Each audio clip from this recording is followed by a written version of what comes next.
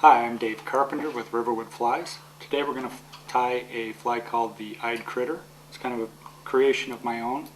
It's a heavily weighted fly that works for summer and winter on steelhead. It can be tied in a variety of colors, and occasionally even a salmon will hit it. We start off with a Alec Jackson size 1 hook. We'll use weighted dumbbell eyes. We'll have a little bit of dubbing at the rear, some saddle or schlappen feathers. The body will be flat mylar tinsel. Then we'll put a little more dubbing on at the front of that, some more saddle and schlappen feathers, and then a Lady Amherst tail feather.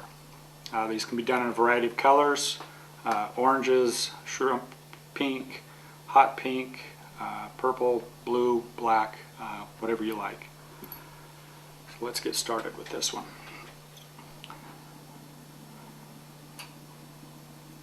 Lay down a pretty good base of thread right up here near the eye.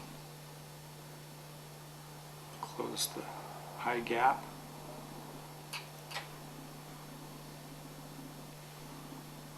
The first thing we want to do is put the eyeballs on. We'll turn the hook over so that our center of weight is to the bottom side of the hook, so the hook point will face down as this is going through the water. Get that squared and centered, and then we just start making figure 8 wraps over that. You'll do several, at least a dozen. And we go around the eyeballs, kind of make it tight. If you want, you can also put a little dab of head cement there or some super glue just to keep the eyes from spinning on you while you're fishing it. We'll just continue on. Run our thread clear to the back.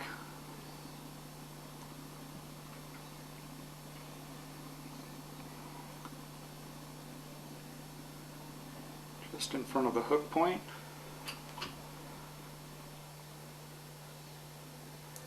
A little bit of our mylar here. This is two-sided mylar tinsel. One side's gold, one side's silver. Whichever side you want exposed, as an end result, is this.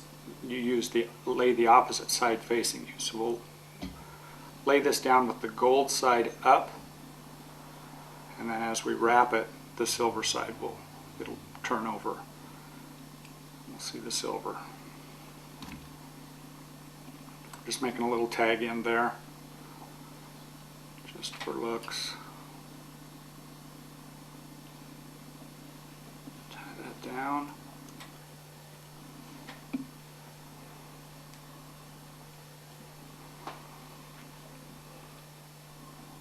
Use some purple dubbing here. This again is Angora wool, just straight dyed purple.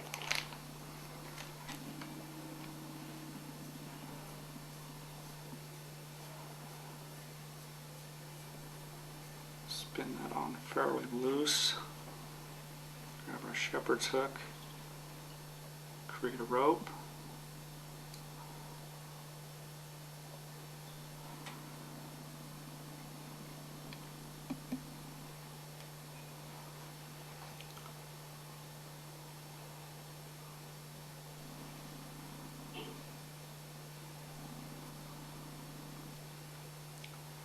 Just trying to make a little ball or a bump here. The purpose of that is to keep our saddle and schlappen feathers more upright away from the body again.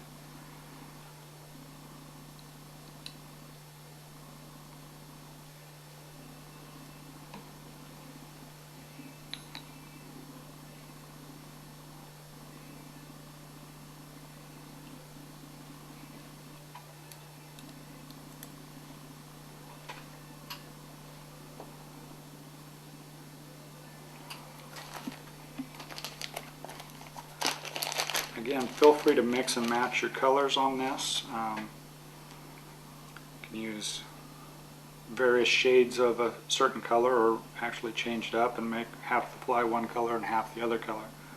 Again, we're just trying to attract their attention here and elicit a strike.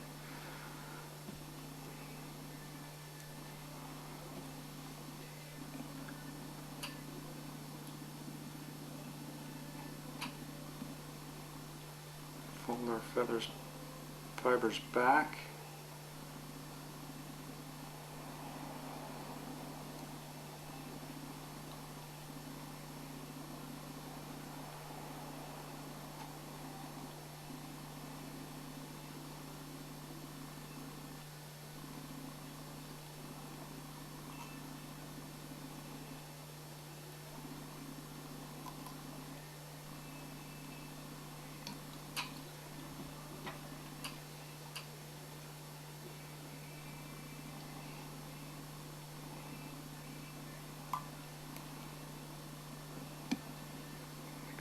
Everything folded back.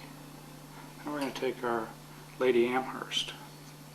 We're just going to cut approximately 5 or 6 fibers out of it. Lay one set on each side and one on the top.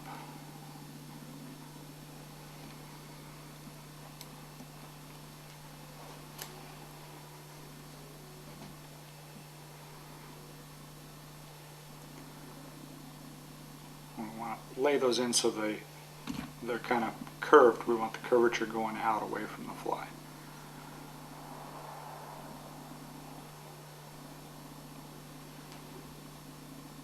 And this fly displaces a lot of water as it's going through, so it helps attract the fish's attention.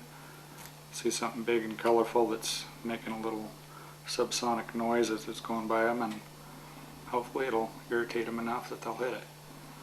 The other hope is that it somewhat resembles one of the food sources they had out in the ocean, whether it be a squid or a shrimp or something like that. So lots of flowy things on this. Let's put a little bit more dubbing there before we lay down our mylar base.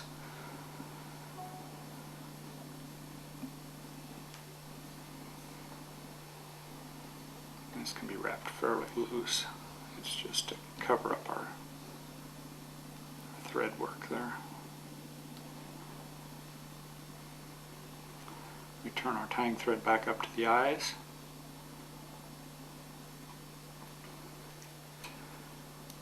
Cut another piece of mylar.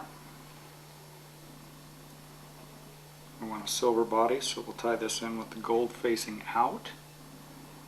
And then as we start to make our turns, the silver will appear like magic.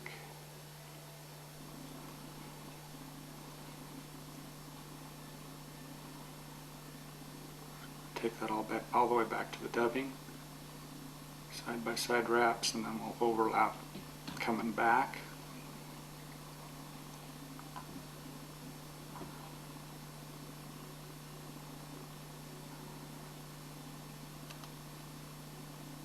Had people tell me that fly doesn't look like a fly, it looks like a spinning lure. I said, yeah, steelhead eats spinning lures all the time. So does salmon.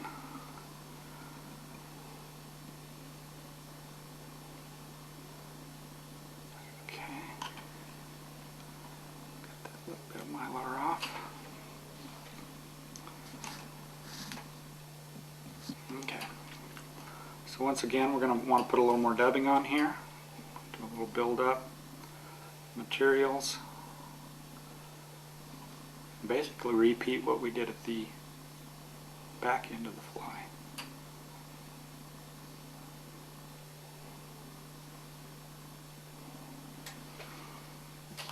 I'll switch colors here to a little different feather. This is a Schlappen feather. The fibers are a little bit longer. And they're not as spiky as like a saddle feather is, so they flow a little better in the water. Which over this mylar tinsel, that's what we want. So we want something that's kind of undulating, and they'll see the flash underneath it.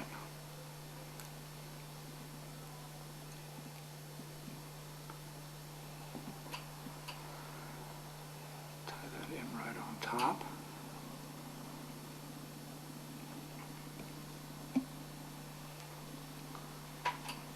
Again, grab it by the stem, fold the fibers back.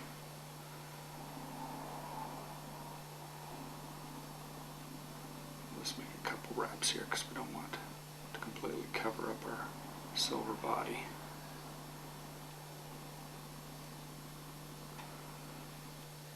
Trim off our excess.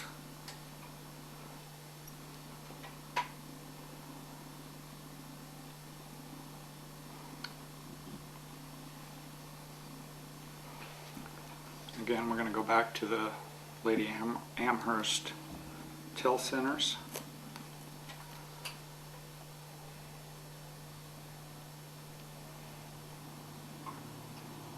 I'll one on each side. Again, 5 or 6 feather fibers each time.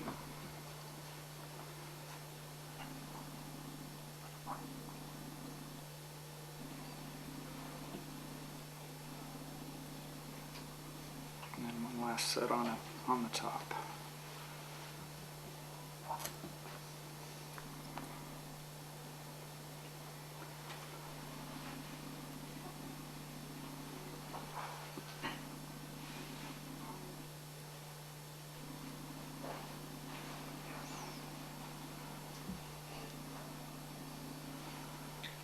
And then as a final touch, we're going to use guinea hen feather. It's been dyed kind of a burgundy color, just to give it a little bit of a color variance.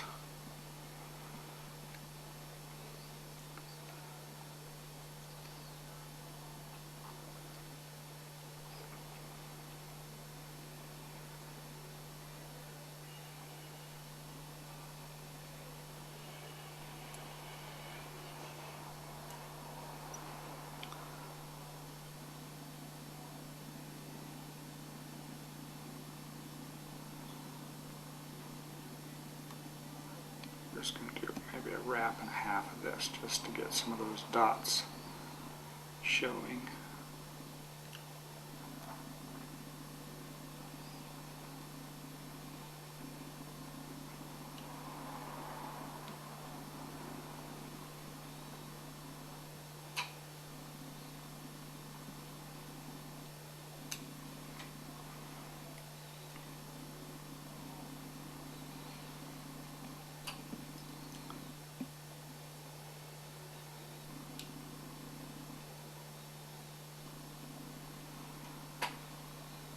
To finish it off, we're just going to dub again with the purple Angora.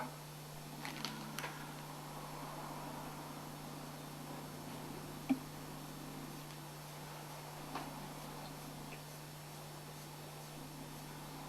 it on there fairly loose. Take the shepherd's hook, spin it into a rope.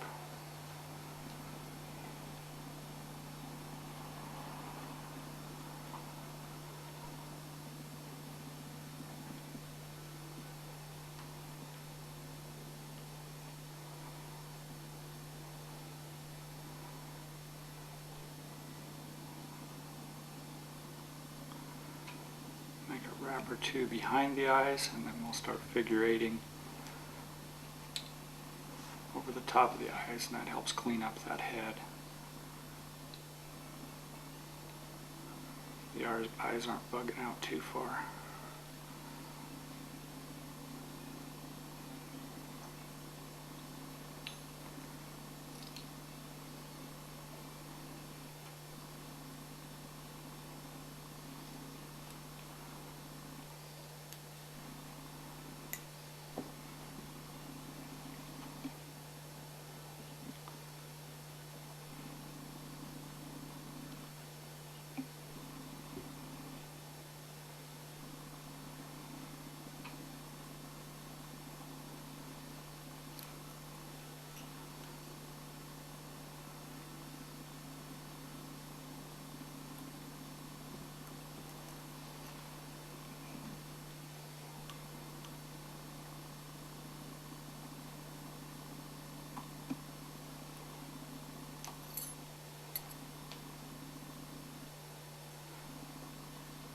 And there you have the eyed critter.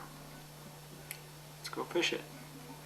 Hi, I'm Dave Carpenter with Riverwood Flies and Oregon Outdoor Excursions. The fly we're going to fish today is the eyed critter. It's a fairly heavily weighted fly. This one happens to be in purple. Again, it's a fairly large fly and has a lot of weight to it, so we're going to cast this fly with a spey rod, which is a double-handed rod. Spey casting actually originated in Scotland on the River Spey back in the 1700s. It's kind of had a resurgence of popularity here in the last 10 or 15 years, and kind of taken on a life of its own as a completely separate sport from regular fly casting. The main differences between the two types of fly casting is that a spey rod is considerably longer, and you use two hands to manipulate the line and get your cast where you want. A couple of the advantages of the spey casting technique are most of your casting is done in front of you or beside you, so you don't have to worry about trees and brush and that sort of stuff that's behind you. You can also cover a lot of water with a spey rod by making very, very long casts. You probably won't see me make too many long casts today. I'm kind of a new beginner at it, but I'll show you what I do now.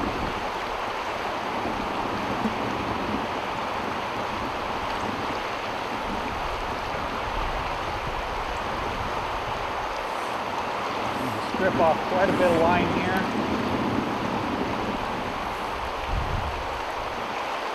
And get the weighted portion, the heavy portion of the fly line out ahead of us. And it's really just a lot of roll casting, but again, you're manipulating the line in front of you and beside you and not behind you. Let that fly drift down between some of these boulders here and see if we can find a steelhead.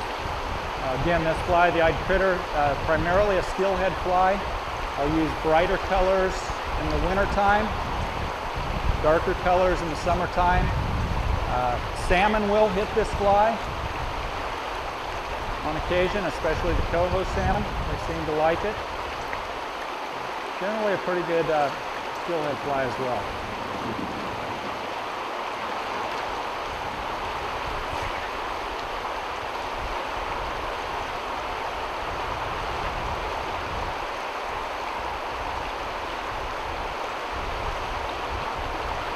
Here on the North Santiam River, there are several places where using a spey rod is handy, especially in the lower river. There's some really nice long runs where a long rod and being able to shoot a lot of line is really handy. You can cover a lot of the water in a lot less time than you can with a single hand rod. Plus you can fish from one side of the river.